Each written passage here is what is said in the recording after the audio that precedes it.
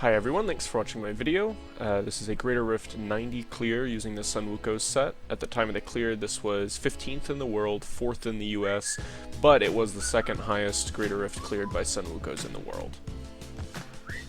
Alright, so before we get too far into the Rift here, I'm going to go ahead and just thank everybody for actually opening this video and watching, since I know that SWKs isn't the community's favorite build to watch be played. I am hoping, though, that this video is sort of able to bring some people back into playing the spec, because it really is a great spec that's fun and doesn't require too much ancient gear, augments, or paragons to play. Watch this trick right here. You see, I'm dead, I have no stacks, note my sweeping wind stacks, they immediately go up to 3 as soon as I revive. This is an extremely simple trick, and it helps to smooth out one of the biggest frustrations that I hear about people having with the spec.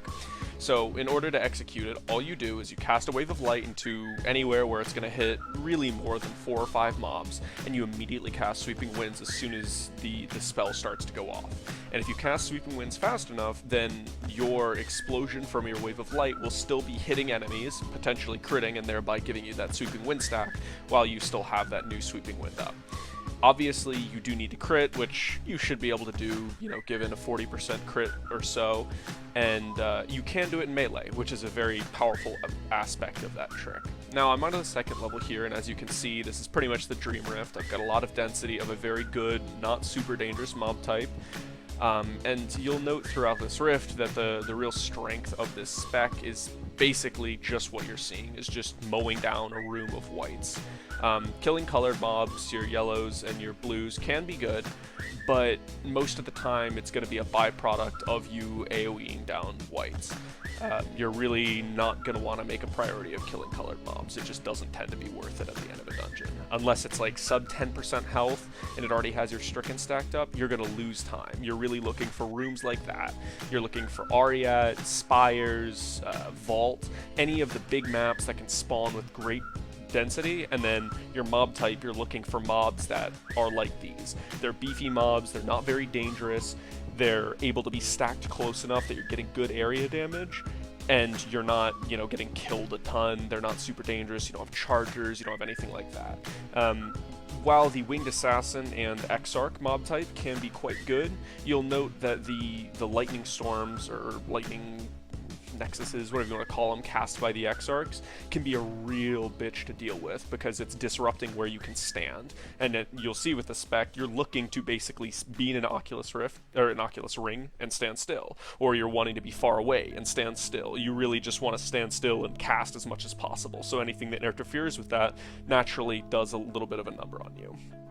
The traps from these mob types can be annoying, but Epiphany actually makes you immune to the damage and the CC portion, so you just soak them with Epiphany, and that's that. As you can see here, I'm doing exactly what I described before. I'm kiting these white mobs with me, and there do happen to be a couple of blues with them, and that's great. You don't not want to kill them, you just don't want to make a priority of it. If they're coming with you and they're easily able to be taking a ton of area damage, great. I mean, it's progress. You want your progress at the end of the day, you just want to make sure you're doing it efficiently.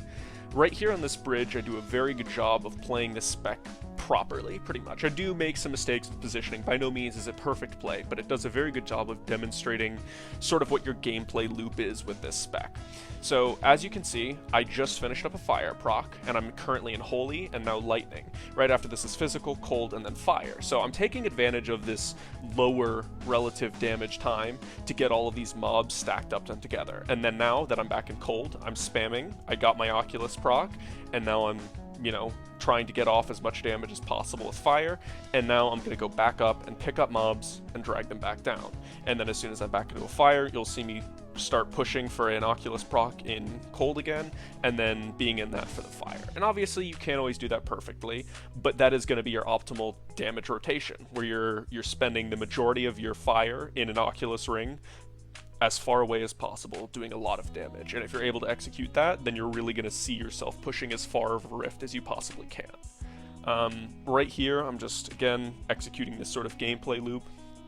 Now you're about to see one of the few semi-weaknesses of this build come into play. So essentially, you're so reliant on good positioning with this build, you don't have a lot of CDR for extra superfluous dashes. So right there, that very easily, that should have been a death. If I didn't have double VIT on my weapons, I would have died right there, 100%. You should never be trapped like that. But I was trapped like that because you have to maximize your damage, and you have to be hungry for those Oculus procs. So I saw that Oculus proc, and I didn't think very well about where I was dashing, and I found myself in a bad spot. And because this build doesn't have as much CDR as a lot of other monk builds, where you're able to dash constantly, you're just going to find yourself needing to think a little bit more about how you're dashing and not wanting to use them for as much superfluous stuff, because your dash really is very essential for your DPS, since it allows you to position far away to maximize your Zays.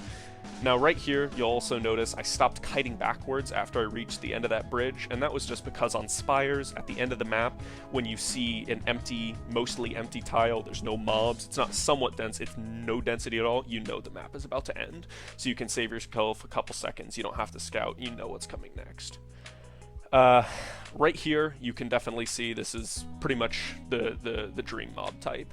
It didn't spawn as dense as it strictly could have, but it's such a good mob type, and it spawned dense enough, and really that's all you need. You don't need an infinite amount of density, you just need enough. As you'll see, all of these mobs do a fair amount of damage. The Lacuni and the Thralls, the Unholy Thralls, the ones that do the dash with flame arm attack, they're dangerous. They can kill you, and I die to one later in the map. But because they are dangerous, they have additional progress attached to them per health point. So their ratio is extremely good. So despite the fact that they die quickly, you get a lot of progress for them. And you're about to see probably the next 20 seconds is probably one of the biggest sections of progress gain I get.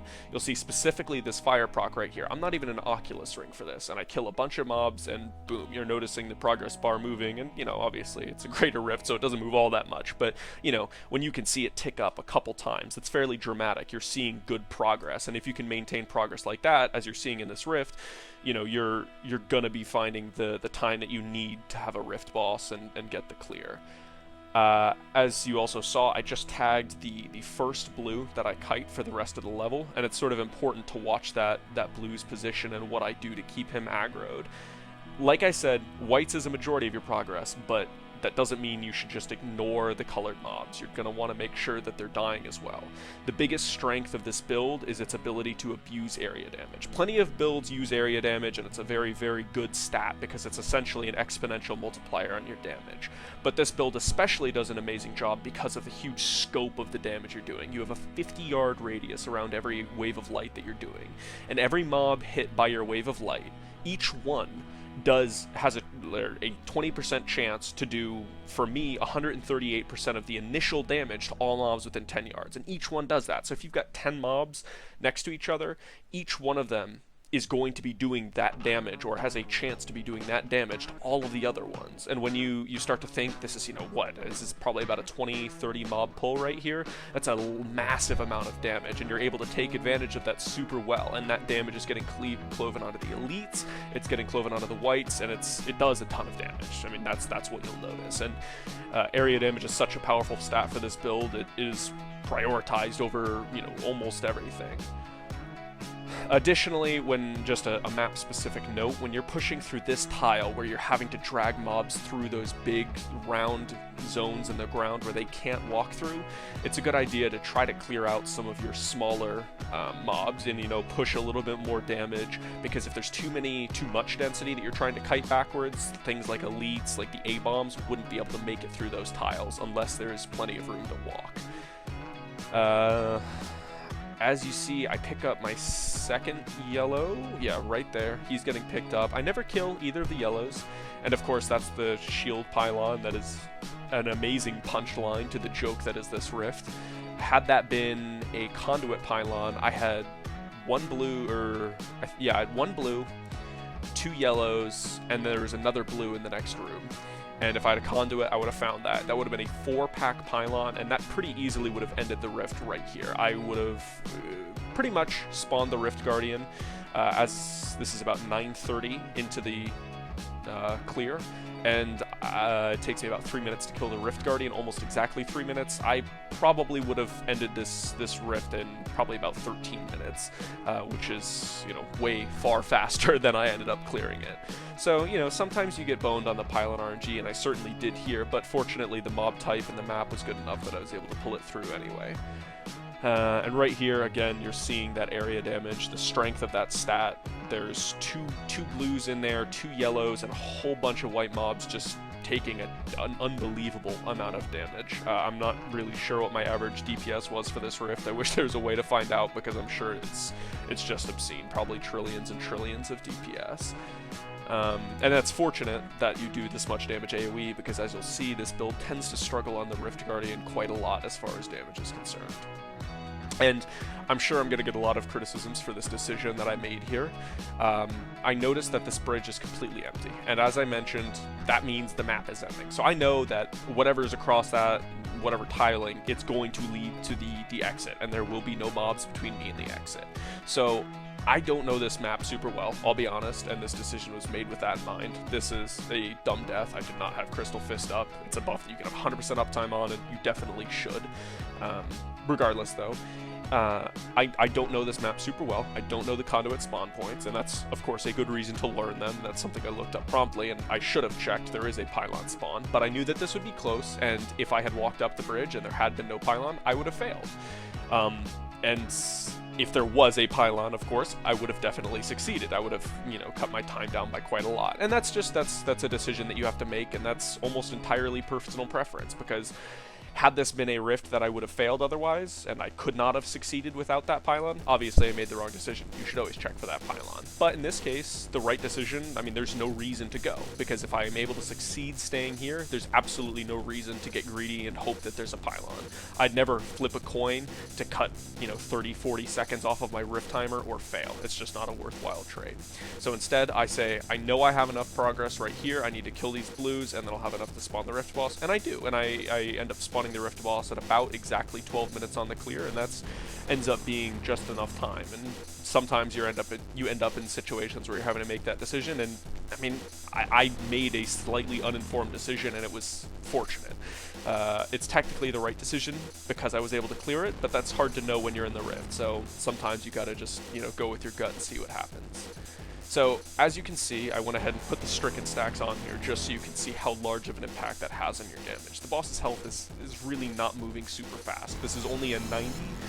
I was able to do this Rift with no pylons, pretty much, and theoretically, with the fact that I had no pylons, I could probably clear a 91, maybe a 92 in a very similar, very perfect Rift. And to be struggling in a 90 with the boss this much is kind of crazy. It takes me, I think, about a minute and a half to get the boss down to 50% or so. But you'll note, you know, as you see those Stricken stacks going up and up and up, the boss does start taking a tremendous amount of damage. And the Binder is a fairly good boss for this spec. Any boss that has adds tends to be really good because you're getting the Oculus Ring spawns, and the Oculus Ring spawns do really well with your Convention of Elements, and that multiplies with your Stricken stacks. So, you know, Convention of Elements on its own is a 200% multiplier, and that's multiplicative with Oculus Ring, which is an 80-85% multiplier. So depending on your Oculus Ring specific number, you're looking at anywhere between, I think it's like 350 and 370% multiplied damage during that fire COE, and that's huge. So getting those Oculus Ring procs it definitely outweighs having your Kaishiro's Blade. If you're not super familiar with the spec, it allows you to have 100% extra skill damage, and that's additive skill damage, on your Wave of Light when it's hitting less than 3 targets. And that's good, but it doesn't outweigh these Oculus procs. You'll see, I think it's in the next, I believe it's my next fire proc. You'll see me put away pretty much 20% of the boss's health with one Convention of Elements, and that's incredible. You know, that's something that you wouldn't trade for 100% skill damage. It's just not worth it. Yeah, right here, just chunks away from the boss's health. And I'll be honest, in my mind, I was almost positive I was going to fail right up until that COE, that Oculus Ring. I completely underestimated the spec's damage. I thought I was completely boned.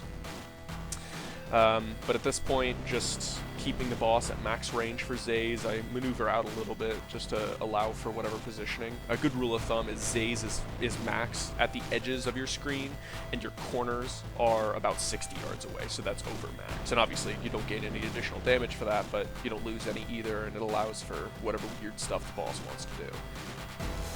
Right here, again, getting very nervous. You need to make extremely good use of your fire procs. Need to make sure that you're staying near capped spirit during those, or not. You don't have to stay at capped spirit. You just need to make sure you're not spirit starved before them.